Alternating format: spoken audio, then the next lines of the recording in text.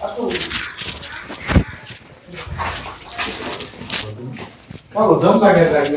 मग आता काय आता तुम्ही लय त्रास देता आम्हाला. मग आता तालुका वैद्यकीय यंत्रणा नाही नाही राहू द्या. माझे काही प्रश्न आहे तुम्हाला.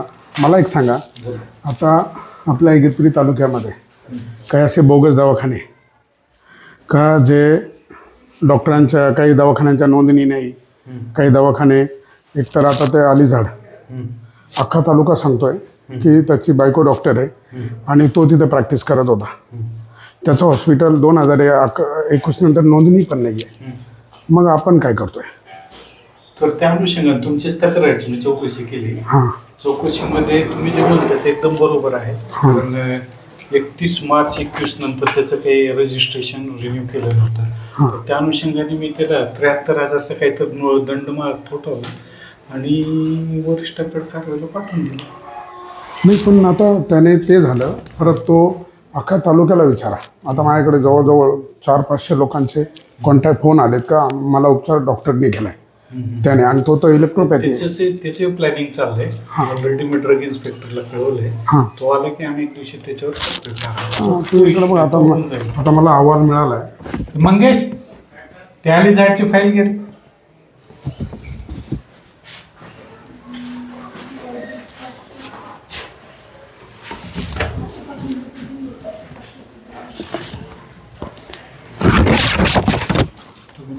काय होतं नुसतं उद्या तो त्याचा नुसतं 73,000 रुपयाचा नुसता दंड करून होणार नाही.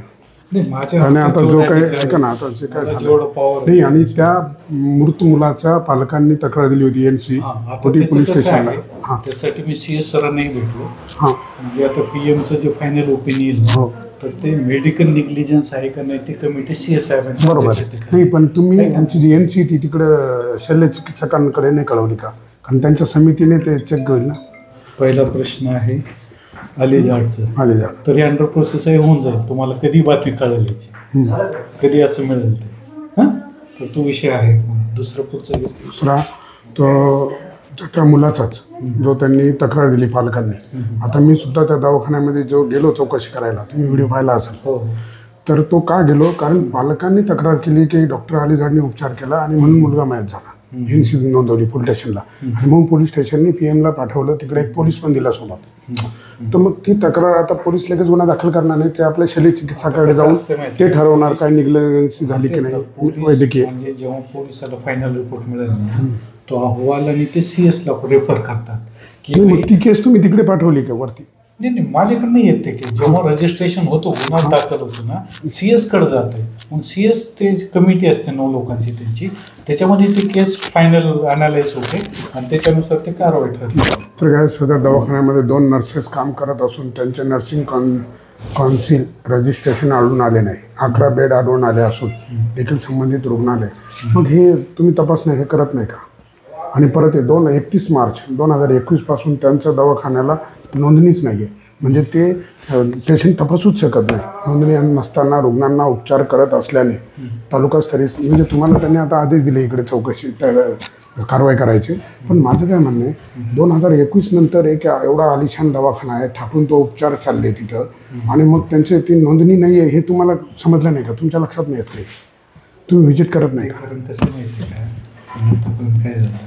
पण तुमच्या बरं आता डॉक्टर अलिझाड आहे का नाही, एक तर काय होते खोटं नाणंच जास्त पळते आहे का? आज एवढा चांगला एका मोक्याच्या ठिकाणी ते हॉस्पिटल थाटून बसले. 11 बेडचं हॉस्पिटल आहे आणि 2021 नंतर जर त्याची 31 मार्च 2021 जर नोंदणीच नाही आहे, मग असं बेकायदेशीर. आणि आता तुम्हाला अजून सांगतो, तुम्हाला ती माहिती असेलच, गोठीमध्ये अजून 17 असे डॉक्टर आहेत ज्यांच्या नोंदण्या नाही आहे, काहींकडे डिग्र्या नाही आहे. ज्याच्यावर डिग्री नाही ते 18 लोक आहेत. ते बोगस डॉक्टर ज्याला हां किती लोक आहे? 18 जण आहेत. ऑलरेडी 11 दाखल आहे सर्व. नाही दाखल, पण त्यांचे सर्व दवाखाने चालू आहे ना, मग उपयोग काय? मग आपण काय करतो? जर आपल्याला कळतं हा बोगस आहे, जेव्हा तक्रारी मिळाल्या ना तर ते 11 लोक कोण आहेत? गुन्हे दाखल केले. त्यांची यादी पण दाखवा ना, म्हणजे जनतेला तुम्ही एक यादी द्या मला. नाही आता लगेच करायला तर बरं होईल मला. हां मला यादी दाखवा. आणि आता हे त्याच्यावरती काय कारवाई केली म्हटलं तुम्ही त्याला? मी त्याला दंड ठोकला 5 वर्षाचा. किती? तर नोटीस नाही नोटीस दाखवा मला ऐका. आणि त्याला नुसतं दंड करून नाही ना. जर असं कोणी एवढी हिंमत करत नाही. पण सगळ्यात पहिलं ऐका, हे तुम्ही 2021 पासून एवढं आतापर्यंत काय केलं? 4 वर्ष त्रुटी होते ऐका ना, 4 वर्षापासून तुम्ही काय केलं? मग तुमच्या तर लक्षात यायला पाहिजे ना, हा दवाखाना नोंदणी आहे नाही. तुम्ही कधी गेला असेल ना गोटीमधून, किंवा तुमचे जे इन्स्पेक्शन ऑथॉरिटीने काम केलं ऑलरेडी त्यालाही आम्ही नोटीस दिली. आमचे मेडिकल ऑफिसर ते काननवाडीच्या अंतर्गत आहे.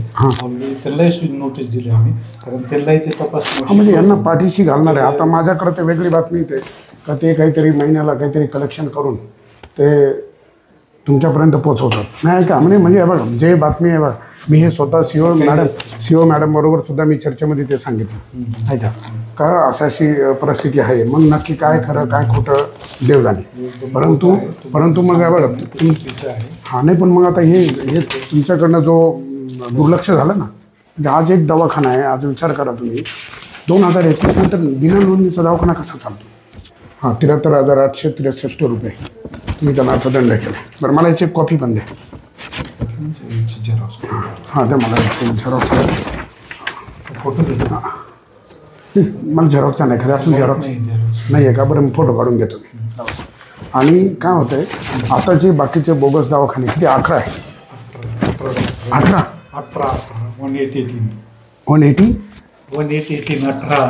18 हां, तेच ना 18. माझ्या हां गुन्हे दाखल केले, पण दवाखाने चालू आहे ना. म्हणजे काय होतं आहे, ग्रामीण भागाभाग असा आहे. एकतर माझा तालुका हा आदिवासी तालुका आहे. आता आदिवासी तालुक्यातल्या जनतेला काही माहीत नाही आहे कोण बोगस आहे कोण काय आहे. तुम्ही ते जाहीर का करत नाही? जर 18 डॉक्टर बोगस आहे, त्यांच्यावर तुम्ही गुन्हे दाखल केले, आणि मग कारवाई का होत नाही? त्यांच्या दवाखाने सील का होत नाही? बंद झाले पाहिजे ना. जर ते परत तोच गुन्हा करताय म्हणजे मग त्यांना काही फरकच पडत नाही ना. मग कायदा शिल्लकच नाही. मग काय याला पर्याय काय? मग आता बघा, माझ्यापर्यंत तर नुसती बातमी होती का 18 लोक आहे, हा सोडून 17. आता याच्यावरती तर हे केलं. आणि इथं सुद्धा मी कधी तुम्ही पाहिलं असेल, मी गेलो कुठल्या दवाखान्यात, मी कधी इथे हे करत नाही. जेव्हा माझ्याकडे तक्रार येते, जेव्हा तो मुलगा डेथ झाला आणि पालकांनी पोलीस स्टेशनला तक्रार दिली, जेव्हा मला समजलं तेव्हाच मी गेलो आहे. आणि ते पण मला पालक घेऊन गेले. त्या मुलाचे आजोबा वगैरे, शामराव जाधव वगैरे सगळी मंडळी घेऊन गेली. आणि तुम्ही पाहिलं त्यानंतरचं सगळं कसं येतं. म्हणजे ते सांगतं की मी पण तपासते. तो व्हिडिओ जर नीट पाहिला त्याच्यावरून सगळं स्पष्ट होतं की तो डॉक्टर तपासतो. आणि त्यानंतर आलेल्या ज्या लोकांच्या कमेंट आहे की मला पाहिलं, तो म्हणतो माझ्या बायकोला तपासलं, तो म्हणतो, म्हणजे हे एवढं बिंदास एकदम आंधळं जळतं कुत्रपीठ खातं असं काम चालू आहे.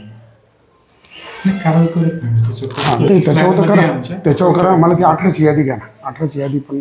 मंगेश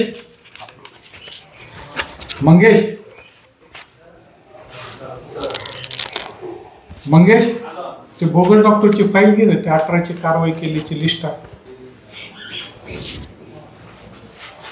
आम्हाला पण आम्हाला तुमच्याकडून अपेक्षा एक आहे. बघा, तुम्ही तालुका मेडिकल ऑफिसर आहे, म्हणजे पूर्ण तालुक्यातलं वैद्यकीय सगळं तुमच्या अंडर आहे. तर तिथं जे बोगस आहे त्यांच्यावर कारवाई होते. मग नुसती कागदावर कारवाई उपयोग नाही. दवाखाना चालू आहे, पोलीस स्टेशन नाही केस झाला, पण मग दवाखाना तरी चालू कसा? नाही, ऐका ना, गुन्हे नोंदवले, पण मग दवाखाना परत सुरू कसा? आता याच्यावर काय गुन्हा दाखल होणार? याने जर 2021 नंतर दवाखानाच त्याने म्हणजे नोंदणीच नाही, म्हणजे दवाखानाच नाही आहे, कसं उपचार केला? नोंदणी नाही, म्हणजे नोंदणी असताना त्या दवा पेशंट तपासू शकता का? नाही. तपासण्याची चूक केली आणि मग त्यात जर एखाद्याचा जीव गेला असेल, मग अजून असे किती जीव गेले असतील? तर त्यांच्यावर नुसतं दंडात्मक कारवाई करून उपयोग नाही ना. आता नुसते 73,000 रुपये काय त्याला ते भरून मोकळे होतील, परत त्यांचं प्रॅक्टिस चालू. ते नाही झालं पाहिजे. म्हणजे हे बघा, मी कुठल्याही डॉक्टरच्या किंवा कोणाच्याही विरोधामध्ये नाही आहे. माझं एकच म्हणणं आहे का जे चुकीचं आहे ते चुकीचं आहे. जर तुमच्याकडे नोंदणी नसतील तर तुम्ही दवाखाने चालवू नका. तुमच्याकडे डिग्र्या नसतील त्या तुम्ही प्रॅक्टिस करू नका. आता 18 डॉक्टर बोगस आहे तालुक्यामध्ये, म्हणजे मोठं दुःखाची बाब आहे. आणि त्यांच्यावर गुन्हे दाखल केले हे जनतेला माहीत नाही ना. जनता त्यांच्याकडे दवाखान्यात जाते. तर मग असे दवाखाने परत मी गुन्हे दाखल करून झाल्यावर टीम व्हिजिट करत नाही का? तो दवाखाना बंद झाला आहे की नाही हे पाहायचं काम कोणाचं? नाही ना, 2दा पण वर्षातून. पण मग ते तरी ही माहिती पाहिजे ना, दवाखाना सील झाला पाहिजे ना. जर परत लयलूट चालू आहे म्हणजे हा डबल गुन्हा आहे ना. मग उलट तुम्ही परत आता व्हिजिट करा आणि त्यांना परत गुन्हे दाखल करा.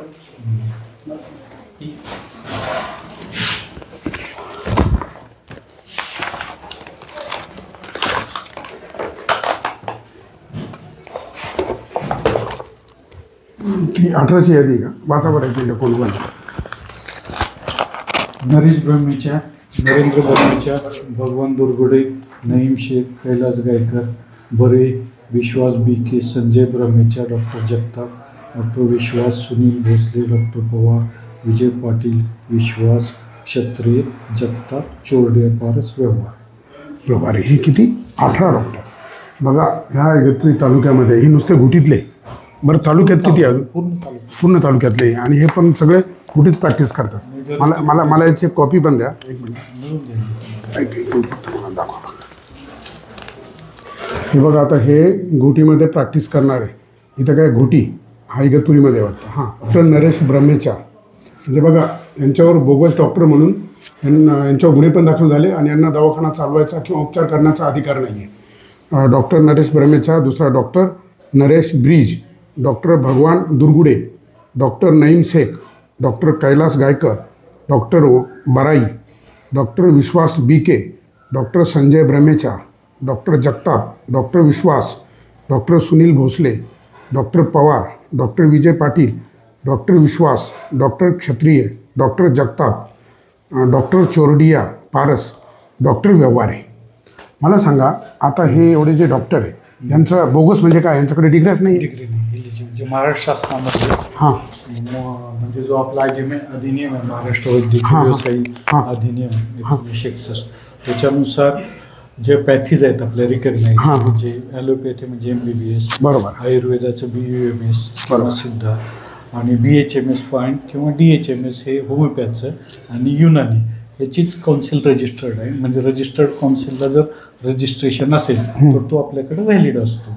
तर तुम्ही आता ह्या 18 लोकांना तुम्ही काय गुन्हा दाखल केला? कशा अंतर्गत गुन्हा? 33(2)चा गुन्हा असतो आमच्याकडे. म्हणजे तो त्या डॉक्टर म्हणून आता 1961चा जो कलम आहे त्याच्यात 33(2) म्हणजे आपण पहिले 33(1) नोटीस देतो की भाई तो बोगस आहे, बंद कर 7 दिवस. बरोबर. पण ते नाही केलं तर आपण गुन्हे दाखल करतो. पण आता गुन्हे दाखल होऊ नये, दवाखाने चालू आहे. गुन्हे दाखल हे तर माझ्या पहिल्या ह्याच्यातले काय आहेत, नंतर काही झालेले आहेत. म्हणजे लास्ट 20 वर्षाचा हा रिपोर्ट होतो. नाही, पण आता माझी एक तुम्हाला रिक्वेस्ट आहे.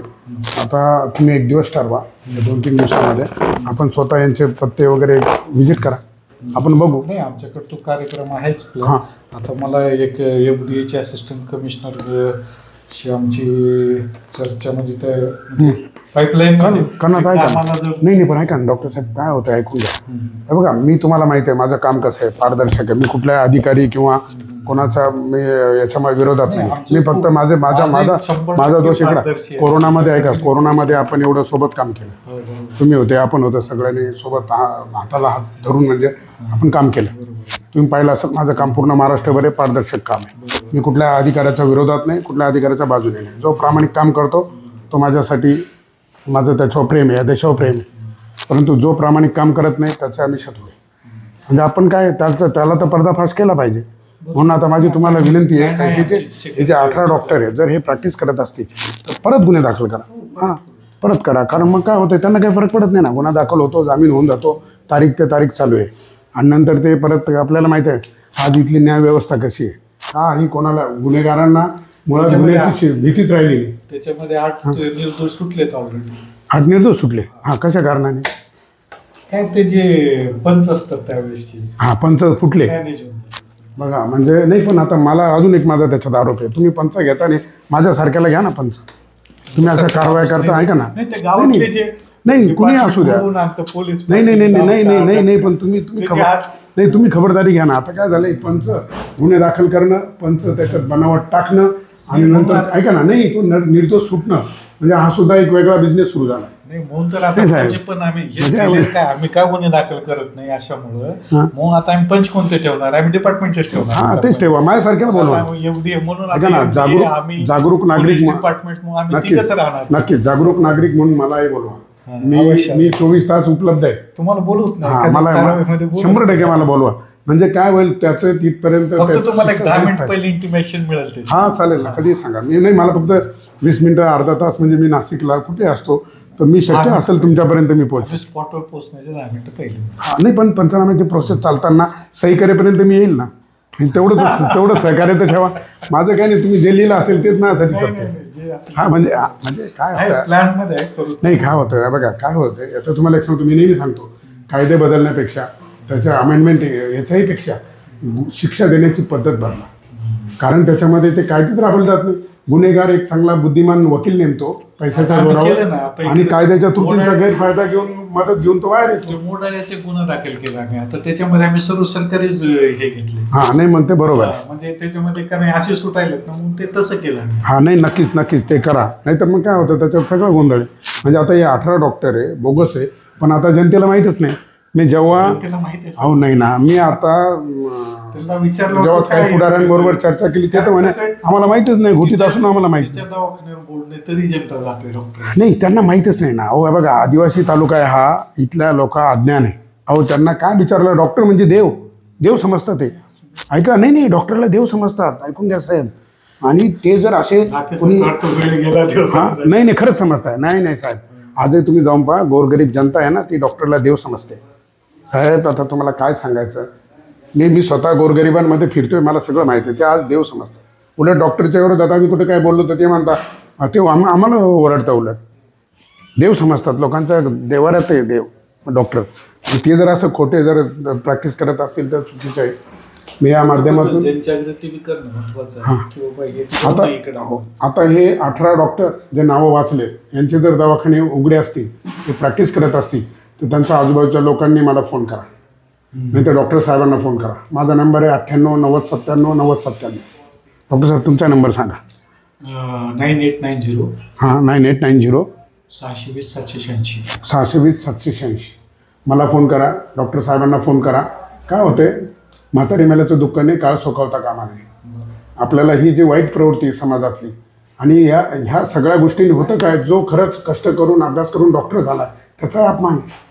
कुणीतरी बोगस डिग्री नसताना प्रॅक्टिस करतो आणि पैसा कमवतो, लोकांना लुबाडतो, आणि जो अभ्यास करून येतो त्याच्याकडे कोणी जात नाही. खोटं नाणंच जास्त पळतंय.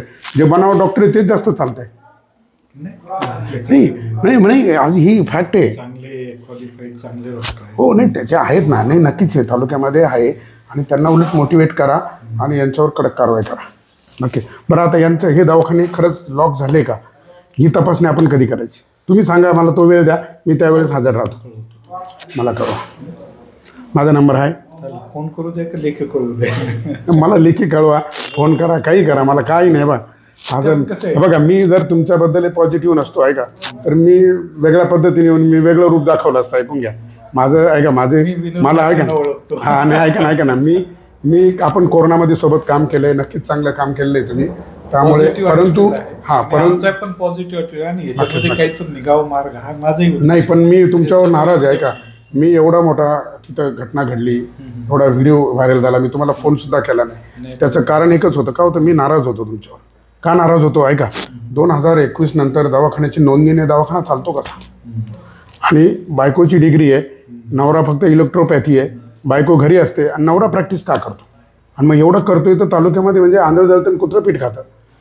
म्हणजे मग तुमचं तालुक्यात लक्ष नाही, म्हणून मी तुमच्यावर नाराज झालो. मी साधा फोन नाही केला तुम्हाला. नाही म्हणजे बघा, मी पारदर्शक स्पष्ट बोलणारा माणूस आहे, म्हणून मी तुम्हाला फोनसुद्धा केला नाही, कारण मला वाईट वाटलं ते.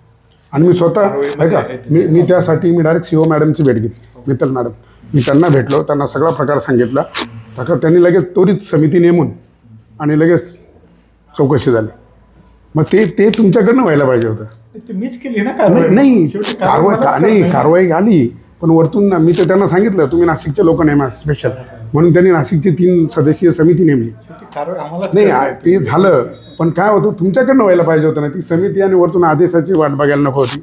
बरं ठीक आहे, तरी पण आता तुम्ही त्या व्हिजिटसाठी मला बोलवा, आणि मी या माध्यमातून परत आवाहन करतो, हे जे काही बोगस डॉक्टर आहे यांची जी नावं आता डॉक्टर साहेबांनी वाचली, आपल्याला यादी देता येते, त्या डॉक्टरांचे जर दवाखाने उघडे असतील तर मला संपर्क करा, डॉक्टर साहेबांना संपर्क करा.